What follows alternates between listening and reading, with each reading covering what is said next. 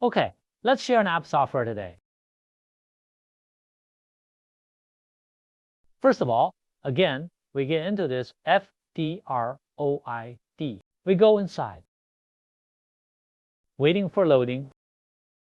Okay, focus here. It may be a little blurry when shooting the video. Let's choose an autofocus. But I can't seem to choose now. It doesn't matter. Let's click here. Remove this search. Then our software name is open.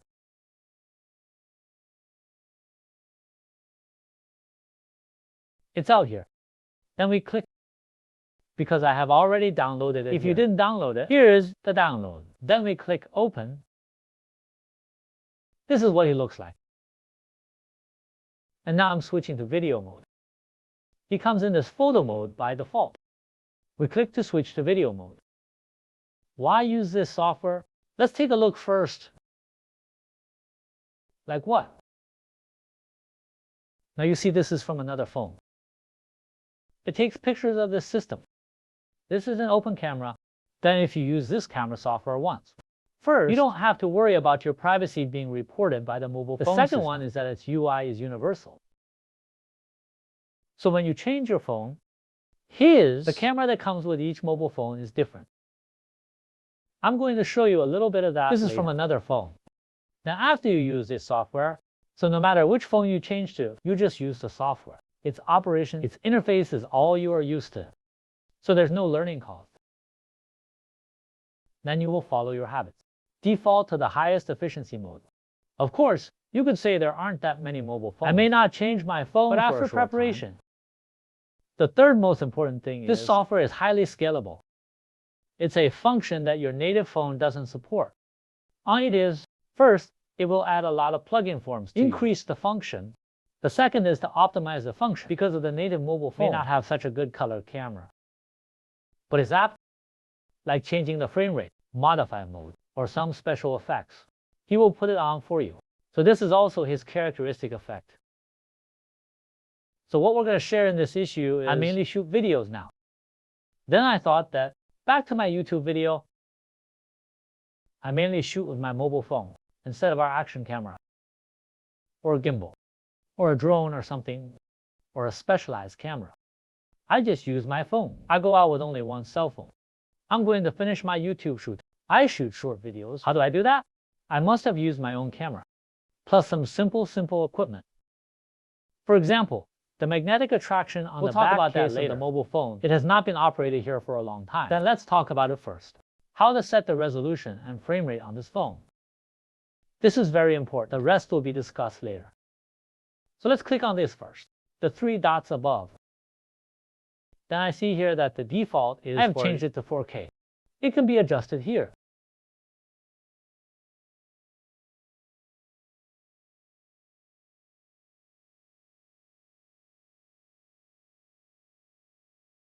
It's already 720p here. Then go up a little. This is 720p, a little higher up. This is 1080p. Then I will choose 4K here. Why tell you later? We increase it to the maximum.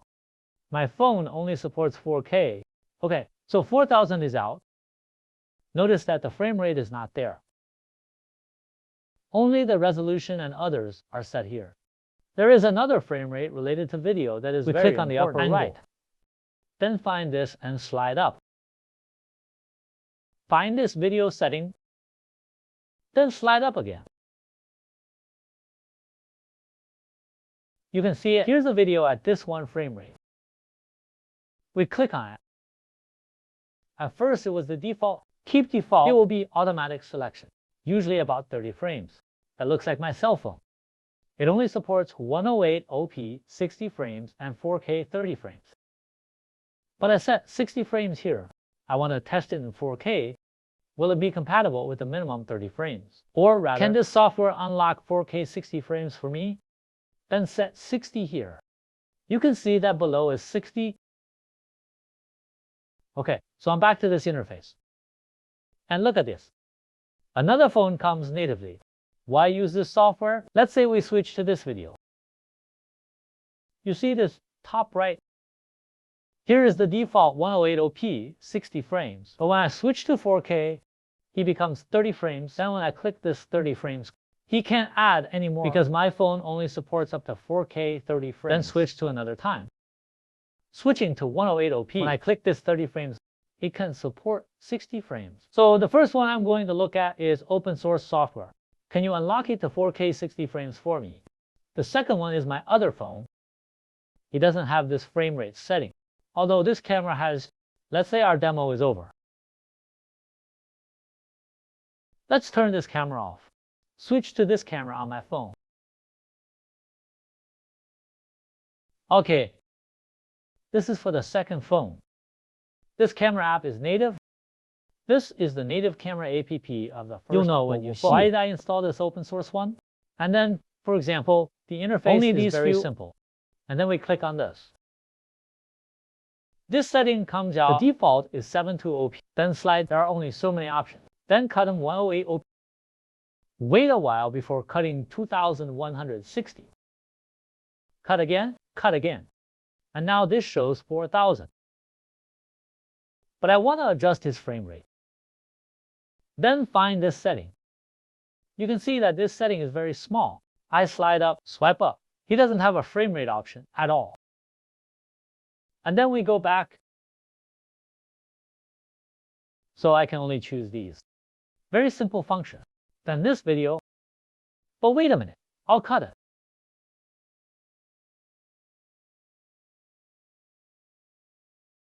But on this phone, I don't use it. This app is brought by the system with this open camera.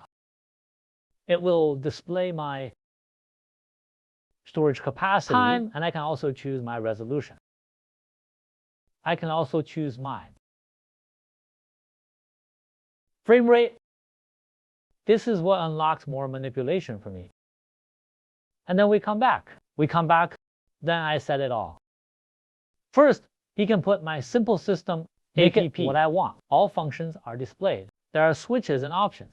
Maximize the performance of his mobile phone. And he can do some focusing fill lights for you.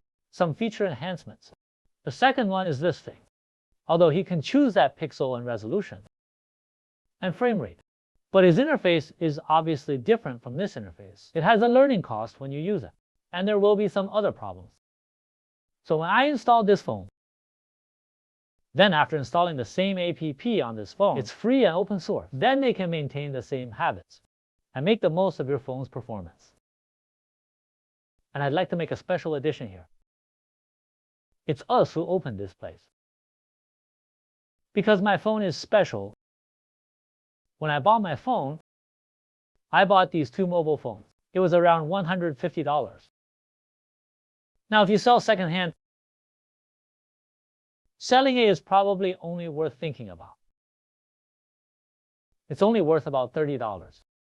30 beauties, and then their characteristics. I use these phones now, when the phone in my hand was shooting.